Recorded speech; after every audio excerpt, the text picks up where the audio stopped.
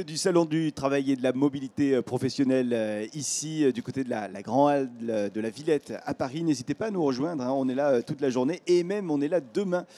Donc venez sur ces 2 jours au Salon avec nos invités qui sont là. On accueille Stéphanie Talévis aujourd'hui. Bonjour. Bonjour.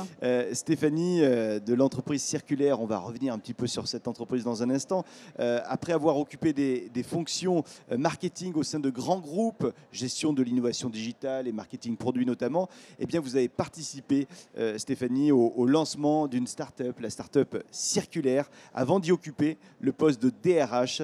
Ça fait 6 ans que vous êtes chez Circulaire. On découvre ensemble cette start-up de l'économie circulaire dans un instant. On va revenir quand même sur ce parcours. Vous avez travaillé 5 ans dans la banque, c'est ça ? Tout à fait. Au service marketing, vous étiez gestionnaire de projet. Il s'est passé quoi après ces 5 ans ? Disons que ce qui m'a toujours fait progresser dans mon parcours, c'est la soif d'apprendre. Ouais. Et quelque chose que je remarque aussi aujourd'hui en tant que DRH, c'est qu'il y a toujours des raisons quand on change de travail, des raisons de partir et des raisons d'aller vers le nouveau job. Et donc les raisons de partir pour moi, c'était que je me sentais un petit peu stagnée sur mon poste. J'avais besoin de nouveaux challenges, de nouveaux projets. Et il se trouve que sur mon poste, il n'y avait pas forcément de budget pour les nouveaux projets innovants que je souhaitais mener. Et par ailleurs, je me suis posé quand même une question un petit peu sur le sens et l'utilité de mon travail dans le monde, son impact. En tout cas, sur le périmètre où j'ai été, effectivement, je sentais que j'avais envie de plus, de différent. J'avais envie d'aller plutôt vers le social ou les questions environnementales. Je me suis un petit peu orientée vers ces questions-là pour changer.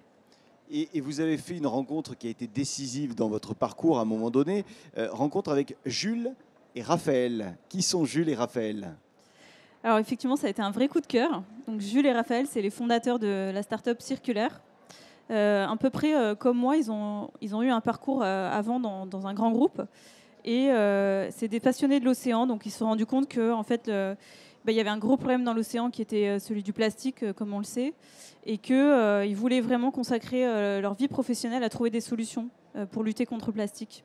Ils ont d'ailleurs fait un voyage d'exploration, un tour du monde des initiatives circulaires, et ça vous a vraiment, c'est une démarche qui vous a inspiré, clairement. Oui, tout à fait. Ça m'a beaucoup inspiré, et je l'ai trouvé à la fois très inspirant et en même temps réaliste, en se penchant justement sur les modèles d'économie circulaire qui sont des modèles tout à fait actionnables pour des entreprises, réalistes, qui permettent de soutenir les limites planétaires tout en ayant une activité et en restant vivante en tant qu'organisation.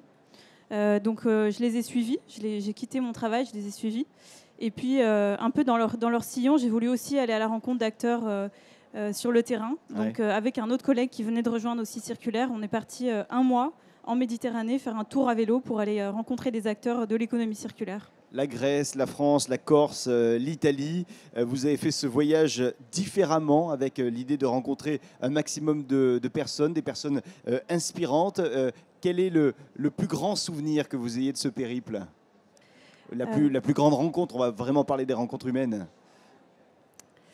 Je crois que la plus grande rencontre, c'était avec cette femme qui habitait en Corse, elle habite toujours en Corse, et qui a lutté pour que ne s'installe pas un nouvel incinérateur à côté de leur ville, parce qu'on connaît un petit peu les ravages que font les incinérateurs sur la santé et sur l'environnement. Et je l'ai trouvée à la fois tout à fait...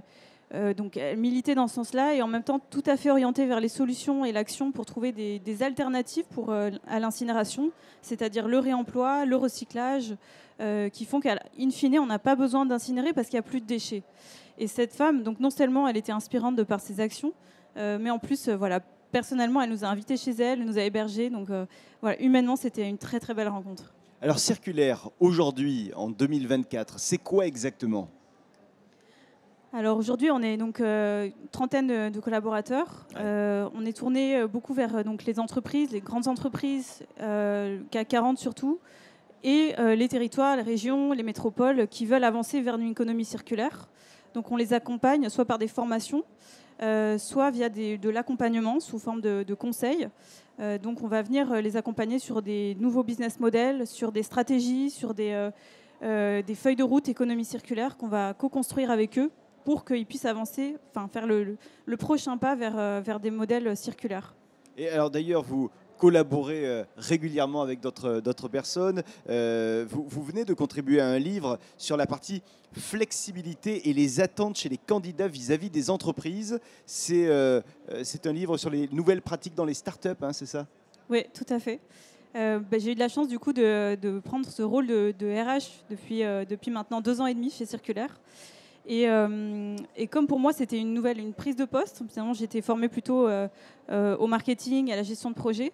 J'ai eu beaucoup de chance parce que j'ai rencontré des gens très inspirants côté RH sur des communautés, notamment d'entraide. Et c'est là que j'ai rencontré du coup donc les auteurs de ce livre qui m'ont invité à témoigner sur les pratiques de Circulaire.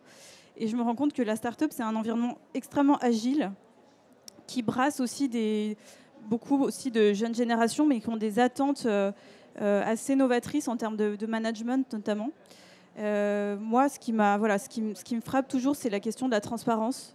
Il y a un énorme besoin de transparence des équipes sur pourquoi la direction prend une décision, c'est quoi le sens derrière, enfin, en quoi ça va servir la boîte et en quoi évidemment ça va les impacter eux. Donc je pense qu'on a une grande responsabilité en tant qu'employeur aujourd'hui d'être dans la transparence. Vos questions, souvent, en tant que DRH, sont notamment en lien avec l'intelligence collective, mais aussi la réflexion autour du management bienveillant. Quelles ont été les dernières avancées, les dernières réflexions que vous avez portées vous-même, ce que vous avez pu observer d'ailleurs? Alors peut-être, ça c'est une expérimentation qui est très neuve pour moi, mais on a décidé sur un sujet qui est très sensible, sur celui des salaires, de la manière dont les salaires sont fixés à l'entrée, dans la manière dont les augmentations sont décidées, de co-construire la politique salariale de l'entreprise avec les gens de Circulaire. Et ça a été extrêmement efficace. Voilà. En 4 ou 5 heures d'atelier, on avait réussi à sortir une grille qui correspondait en fait aux besoins.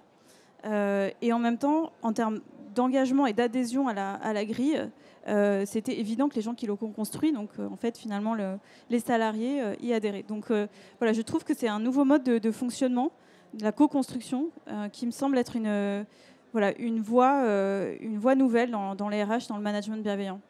Je reviens sur la mission première de Circulaire, entreprise qui aide les grandes entreprises et les organisations dans leur transformation vers une économie circulaire, notamment en les mettant en relation avec des startups de l'économie circulaire, mais pas que. On peut se sentir isolé lorsque on est à la tête d'une grande entreprise pour aller vers cette économie circulaire? Vous avez cette sensation de l'isolement de la part de certains acteurs? Je dirais au début peut-être. On avait parfois de l'incompréhension ou c'était un sujet très nouveau, donc il n'y avait pas toujours finalement d'écho dans les autres acteurs. Aujourd'hui, c'est différent. Ça fait 6 ans que Circulaire existe et travaille sur ces sujets. Aujourd'hui, au contraire, je pense qu'il y a un très grand intérêt pour aller vers l'économie circulaire. Et on voit des acteurs de toute taille, tous secteurs confondus, qui viennent nous voir pour travailler sur ces sujets. Et je pense que vraiment, c'est le moment, quoi. C'est le tournant qu'on attend. Un sujet passionnant et que vous êtes venu nous raconter un petit peu. Vous pourriez en dire bien plus à notre micro aujourd'hui. Stéphanie Talévis, je rappelle que vous êtes la DRH de Circulaire. Merci à vous de votre présence ici sur ce salon. À bientôt. À bientôt, merci. Et dans un instant, la suite de nos interviews. À tout de suite.